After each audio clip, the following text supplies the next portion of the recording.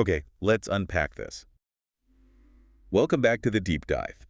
Today, we are taking an intellectually curious look at one of the most storied institutions in world football, Manchester United. We certainly are. It's a deep dive specifically into the unique culture, the hyper-accelerated expectations, and just the heavy psychological weight of legacy that comes with pulling on that famous red shirt.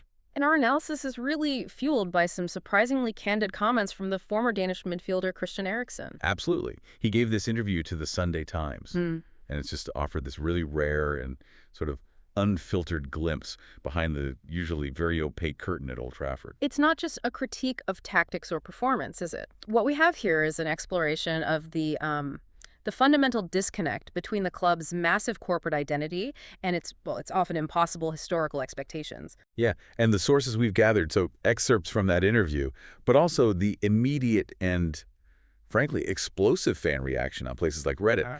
It all paints a picture of a club where even winning, it feels like it's barely registering. Exactly. And that, for me, is the absolute crux of this deep dive. The one bit that genuinely surprised me, the nugget that really made me reconsider the whole Manchester United project, was Eriksen's suggestion that victories in domestic cup competitions are treated as almost disposable. It's incredible, really. I mean, think about that. How can lifting the FA Cup, the oldest football competition on the planet, or winning the League Cup be dismissed inside the club as just a normal, small day? It's fascinating because it challenges everything you think about what achievement means in football, doesn't it? You expect a winning dressing room, whatever the trophy, to be a scene of just pure, unadulterated joy. Of course, especially for players who might not have won much before. Exactly. But Eriksen saw this weird disconnect. He said it quite clearly.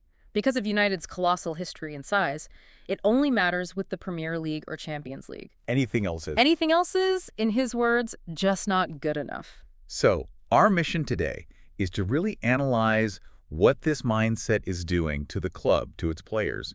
We're looking at the heavy, almost crushing burden of the United badge. The history, the constant external noise that follows every single result, the managerial tensions we saw under Ruben Amorim. And how that toxic mix just influences every corner of the club, from dressing room, morale, to the media narrative. Right. It really feels like a club that's being held captive by its own glorious past. And that idea of being held captive, that's the perfect phrase for it. It brings us directly to Eriksen's core point about the mental load the players carry. He said that the moment a player pulls on that Manchester United badge, they instantly bring all that history with you. It's not just about your last match. It's about the standard set by generations of legends. It truly is the burden of the logo, isn't it? It's not just a shirt. It's a canvas for over 100 years of success, but specifically concentrated into those 2 decades of utter dominance under Sir Alex Ferguson. And Eriksen detailed this brilliantly. He explained that as soon as you arrive, you're not judged against your current peers. You're judged against the giants of the past. He gave some specific examples, didn't he? He did, and they're quite chilling because they involve players who are legends in their own right. I mean, think about Casemiro. A 5-time Champions League winner. Exactly. Arguably one of the greatest defensive midfielders of the last decade. He arrives, and instantly, he's measured against Roy Keane. An impossible comparison. Totally. Or any current striker, whether it's Højlund or whoever. Their goal record is immediately held up against Robin van Persie or Ruud van Nistelrooy. But is that really unique to United? I mean, don't Real Madrid players carry a similar weight when they walk into the Bernabeu? What did Eriksen say that makes the United burden feel different? That's a crucial question. And while, every top club has high standards, the specific nature of the United burden is about the proximity of that historical peak. Right. Eriksen's point was, the standard they are held against isn't just winning the league, it's Sir Alex Ferguson's peak, where they were winning the title 8 out of 11 years. A sporting singularity, basically. It is. That level of sustained dominance might never be repeated, especially not in the modern Premier League. So when you compare an average modern squad, with all the instability to that decade of history, success becomes, in Eriksen's own words, almost impossible. So the moment you make that historical peak the baseline, you are essentially setting up every new signing for failure, aren't you? Pretty much. It creates this unique psychological hurdle where any achievement short of total dominance is immediately reframed as not good enough, or at best, insufficient progress. And Eriksen argues that this relentless comparison cycle is precisely why it's so tough for players to truly succeed there, especially with the instability they've had since Ferguson left. And what's interesting is where he says the criticism comes from. He makes a really vital distinction. He does. He insisted that inside the training ground at Carrington, they felt pretty protected. He even said it was like a family. Which suggests the core culture of the squad, the internal dynamic, might actually be healthier than we're led to believe from the outside. Exactly. So the problem, the toxic source, the constant suffocating noise is external. And who did he point the finger at? Explicitly, he said. A lot of pundits, former United players, who have an opinion, and also with the fans. He admitted this relentless clamor puts a lot of pressure on the squad. And that's a huge insight, isn't it? It suggests the problem isn't necessarily a lack of desire in the dressing room. It's the club's inability to manage the public perception and the media machine that just surrounds it. A machine that's fueled by its own legends. Which leads us to that media ecosystem. I mean, United's pundit culture is undeniably heavy with former players. The Keanes, the Nevilles, the Scholeses. All of them. Who have this sort of inherited right to critique every single action based on that Ferguson standard. Is that uniquely bad at Manchester United compared to, say, Liverpool or Arsenal?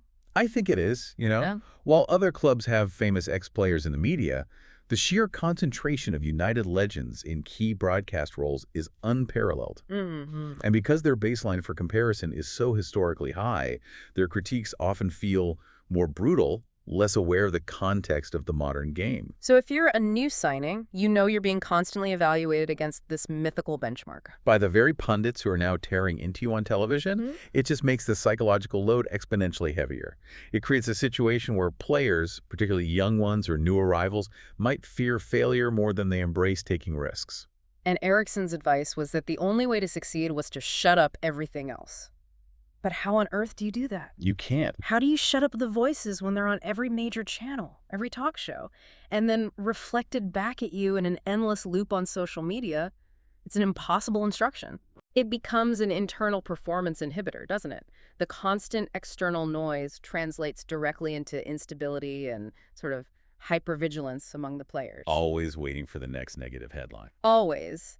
And if the squad is always waiting for the next former hero to rip into their commitment, it just erodes the resilience you need to perform. It forces them into a siege mentality. Which, as Eriksen said, the training ground tried to foster that us against the world thing. But it's a difficult, draining battle to fight when the scrutiny is so relentless and often so personal. The irony is just so rich.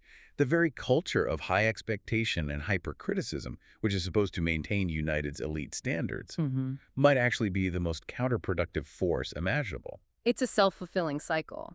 High expectation leads to disproportionate criticism, which in turn hinders the current team's ability to build momentum or even just enjoy small successes. Which sets the stage perfectly for the trophy culture paradox. This is maybe the most defining cultural marker Eriksen identified. We have to dive into that specific quote about the cup wins. His words were so striking, and they sparked the most debate online. He felt that winning the Carabao Cup or the FA Cup was treated like just a normal small day. He called the experience weird. Which it must have been for him. I mean, here's a player who spent years at Tottenham, a club that would treat a domestic cup win as a truly momentous, maybe career-defining achievement. And he arrives at United and it's meh. Exactly. He didn't mince his words. Because of the club's size and history, he said domestic cups are not good enough. This suggests a deep institutional belief that only the Premier League or the Champions League merits genuine celebration. And the historical evidence suggests this isn't a new thing, is it? It's not a post-Ferguson problem. Not at all. The sources brought up that old anecdote from Ben Foster, the former United keeper. Years ago, he confirmed the exact same thing. After winning the League Cup, Foster wanted to celebrate, as you would, only to find it was basically training as normal the next day. This implies that dismissing lesser silverware isn't an Amorim problem. It's a systemic cultural element, ingrained by decades of supremacy, where the only goals were the big two. And this is what led to that huge polarized fan debate we saw. On one side, you had what you could call the pro-elite mentality brigade. And they were very vocal. Many were saying they were so happy to hear that the club didn't normalize winning what they considered smaller trophies. Their argument is rooted in economics and context, and it's logical, if a bit brutal. They argue that a club that has spent around £1 billion on its squad should demand major honors. Winning a secondary cup, in their view, just masks a lack of progress. Precisely. It masks a big spending club's lack of progress in the big competitions. One fan bluntly said that if you're operating at that financial level, winning a secondary trophy is close to meaningless if it doesn't come along with a major one. It's a distraction. And that commercial perspective is hard to argue with, isn't it? If you measure yourself against Real Madrid, Barcelona, Bayern Munich, a League Cup, while nice, doesn't really shift the club's narrative or its global standing. Not in any meaningful way, no. It just confirms you want a competition that most of those elite clubs don't even really prioritize. But the counter-argument, the pro-celebration camp, is just as compelling when you look at United's current reality. Maybe more compelling. They called the elite mentality foolish thinking, arguing it actively creates a sense of doom and gloom. For a club that's been in a long-term poor spell for over a decade post-Ferguson, surely every single trophy should matter. That's their point. It saps the joy and the motivation from the game, that the players never get to feel like winners, even when they literally are. How can you build momentum? Right. They just immediately have to pivot to the next bigger challenge that they're probably going to fail at. And to illustrate this, one fan brought up that even Wayne Rooney, a club legend steeped in major honors, reportedly cited the FA Cup as his favorite trophy. That suggests even the greats valued it highly. And we absolutely have to bring in the rival club's perspective here, because that just adds another layer of, well, arrogance to it all. The sources captured reactions from Newcastle and Crystal Palace fans, and they felt genuinely insulted by United's attitude. Insulted is a strong word, but you can see why. A Palace fan recalled the 2016 FA Cup final, saying a win for them would have been a life-changing event for their club. The culmination of years of dreaming, yet for the United squad, it was just a tick-box exercise they were expected to complete. And that really frames United's mentality as egotistical and narcissistic, doesn't it? A set of delusions of grandeur that just don't match up with where United are right now in the football hierarchy, which, let's be honest, is nowhere near the club they were. So the refusal to celebrate a trophy becomes not just internal pressure, but external fuel for rivals to mock them, highlighting that disconnect between past glory and present status. Which leads naturally to the complex business of actually ranking the silverware. Outside the top two, it seems to be a total minefield for fans. Everyone agrees, right? Champions League, Premier League, Yeah. the untouchables. But after that, It's chaos. We saw so many different competing rankings. Some put the Europa League above the FA Cup, others had it the other way around. The debate really hinges on what you value in the modern era. on one hand, you've got the immense, unshakable prestige of the FA Cup. It's the oldest football competition on the planet. That history means a huge amount, especially to a traditional British football fan. But the modern reality is all about European qualification and money. The argument for putting the Europa League higher is based entirely on that Champions League access. The golden ticket. It is. If you haven't got a top 4 spot, winning the Europa League secures immense revenue and status. That financial pathway is arguably far more important for the club's long-term health than the FA Cup, especially if you're already qualified for Europe anyway. It's a pragmatic versus romantic debate, isn't it? Someone even dismissed the Europa League, calling it essentially the championship version of the CL, arguing it proves you're the 37th best club in Europe. Which is a brutal take, but you see their point. Yeah. Yet for a club like United, desperate to get back to Europe's top table, that pathway is undeniably key. It makes the strategic value of the Europa League superior to the purely emotional value of the FA Cup. And we can't overlook the humiliation factor fans mentioned about United's recent cup wins. This complicates Eriksen's point even more. The FA Cup victory specifically felt tainted. Tainted by the abject league performance, where they finished 15th, and that chaotic semifinal against Coventry, where they blew a 3-goal lead. The success in the cup just seemed to mask a fundamental failure in the league. One fan summed it up perfectly. It was not FA Cup and ending 3rd or 4th. It was FA Cup and ending 8th. So the cup win, instead of being a standalone celebration, was just absorbed into the overall narrative of a historically bad season. It failed to deliver that simple, unqualified joy that Eriksen said was missing. It was success seen through the lens of embarrassment. Ultimately, the trophy paradox tells us that United's history is so vast and their legacy so overwhelming that any trophy that isn't the biggest one just serves as a constant, nagging reminder of how far they've fallen. It creates a vicious circle where winning small only highlights the failure to win big. And that environment of constant negativity naturally leads us into the tensions between the players and management, specifically regarding Ruben Amorim's controversial comments last season. The quote that didn't help. Exactly. Ruben Amorim publicly calling the squad the worst Man United team in history. This was in the middle of a really turbulent run, and the fallout was just instantaneous. And Eriksen's personal reaction confirmed that negative impact, didn't it? Yeah. He said it put extra pressure and an extra label on players who were already, in their view, trying their best. For the squad, it was just incredibly frustrating. It triggered that internal reaction of, oh, here we go again, another headline. Amorim was hammered by fans for using the media to deliver a verdict that should have been kept behind closed doors. But this sparked a huge debate about his intent versus the actual impact. Some fans fiercely defended him. They did. They argued he wasn't being emotional, he was just stating a statistical truth. They pointed out he was referring to the terrible records being broken weekly. We're talking about losing 20 games in a season for the first time since they were relegated in the 70s, the historically low lead finish of 15th. His defenders suggested he meant they were statistically the worst team in terms of results, rather than saying the individual players were all terrible. Someone said it was a water is wet comment. The results were so obviously poor that any honest assessment had to acknowledge it. But the overwhelming consensus, even from people who agreed the team was performing terribly, was that saying it publicly was a massive managerial mistake. Yes, multiple sources brought up the classic Sir Alex Ferguson blueprint.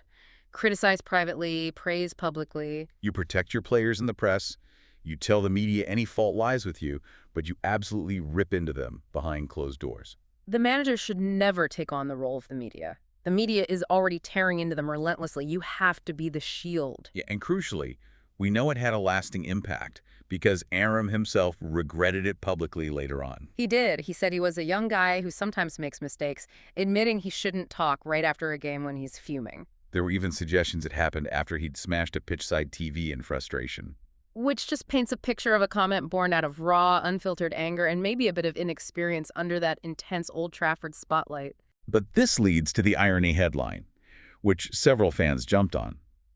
Eriksen is now generating a fresh, negative headline about the club's culture while criticizing the manager for doing the exact same thing. It's a point that was raised repeatedly, that perhaps Eriksen was just airing dirty laundry after leaving. But you have to look at the context, don't you? There's a nuance here. A huge one. Amorim was the current manager, offering the, quote, unprompted in a formal press conference. His words carried institutional weight. Whereas Eriksen is an ex-player, responding honestly to a direct interview question after he had left the club. His motivation seems to be a frank assessment, not an unprovoked attack. It's a fundamental difference. The manager's words directly impact selection, confidence, internal politics, and ex-players' words are commentary. The whole debate just boils down to man management. Is it necessary open-heart surgery to challenge soft players, or is it just proof that Amorim has significant man management issues? The tough love crowd argues fiercely that if players are pissed about the headlines, they should have played well enough to avoid it. The suggestion being that Amorim was delivering necessary hard truths to a dressing room that was maybe too comfortable. Yeah, that if finishing 15th is the best you can do, then you just don't have the personality for Manchester United. A brutal sink-or-swim assessment. But the counter-argument, and the one that follows that SAF blueprint, is that public criticism just makes an already hostile environment worse. It actively sabotages fragile confidence. One of the sources makes a vital point here. Amorim's core job isn't to be a critic. It's to get 25 human beings to play for him with maximum effort. Confidence is half the battle. And if you have a high-pressure job and a hostile press, the one thing you want is for your boss not to make it worse. Publicly calling them the worst team in history fractures that us against the world unity you need. And you have to look at what the sources said about player mentality. The pressure, combined with Amorim's honesty, it seems to have acted as a brutal filter. Some players thrived, and others. Others, according to one fan, wilted and folded like a paper bag the moment the pressure peaked. And the sources suggest Amorim might have inadvertently learned from this. One person noted that this whole controversy showed him which players didn't have the personality to handle playing for United. which led to a clear-out. 10 players were moved on, resulting in what's perceived to be a healthier and mentally stronger dressing room. So his harsh honesty, though he regretted it, served as a painful catalyst. It identified those who couldn't cope with the unique demands of that environment. Accidental success born from a clumsy, painful mistake, perhaps. I think that's a fair way to put it, especially based on the club's recent improved trajectory. But it still raises the broader question of whether this constant scrutiny is just baked into the modern Manchester United experience, regardless of who the manager is. Which brings us to our final section, looking at the wider long-term implications. The standards, the spending, and the club's direction in this post-Ferguson reality. The long-term stagnation is the real elephant in the room, isn't it? The prevailing fan sentiment is that this post-Ferguson period is actually a reversion to their historic norm. Suggesting that Fergie himself was just a ridiculous outlier rather than the new rule for the club. Before the 90s, United had long, fallow periods. If you take away those 20 league titles in that period of dominance, the club looks far more mortal. It's a crucial counter-narrative. They've been crap for 12 to 15 years relative to their peak, but despite being in one of their worst eras, the sources note they still won the Europa League, 2 FA Cups, and 2 League Cups in the last decade. That statistical point is essential. That tally of 5 major trophies in 10 years would be the best era for like 80% of the Premier League clubs. Which just highlights the bizarre situation United are in. Their banter era, their lowest point, is actually a period of relative success for most other teams. And that just deepens the cognitive dissonance for everyone involved. They win, but they're told they're losers. And you can't separate this from the spending criticism. The sources repeatedly mention the high investment, that the squad cost around £1 billion. Which is the justification for the elite mentality fans. High investment means secondary trophies are close to meaningless without the major honors. It makes those cup wins feel not like success, but like a failure to compete where the spending says they should be competing at the very top of the league and in the Champions League. But that spending also amplifies the managerial failure, doesn't it? As one fan argued, United haven't lacked success because they haven't spent. They've spent loads, more than almost anyone. They've just spent poorly. It's a resource allocation problem, not a resource scarcity problem. And that poor spending, combined with the pressure cooker Eriksen described, brings us to the most damning observation of all, the existence of a rotten culture. We have to connect Eriksen's commentary to what Gary Lineker said, that there's something at Manchester United at the moment that's a little bit rotten. And this rot is evidenced by the phenomenon of players who only seem to succeed after they leave the club. The sources mentioned several high-profile examples. Marcus Rashford doing brilliantly at Barcelona, Anthony and Højlund flourishing at Betis and Napoli, Scott McTominay suddenly transforming into an absolute world beater at Napoli. And that phenomenon, players shedding their difficulties the moment they step away, strongly suggests the issue isn't just raw talent. Not when they go on to succeed under other very strict and tactically demanding coaches elsewhere. The fundamental problem, as Eriksen pointed out, is the environment itself. The scrutiny, the impossible standards, and the pressure that leads to that crippling worry about yet another headline. It just stunts player growth.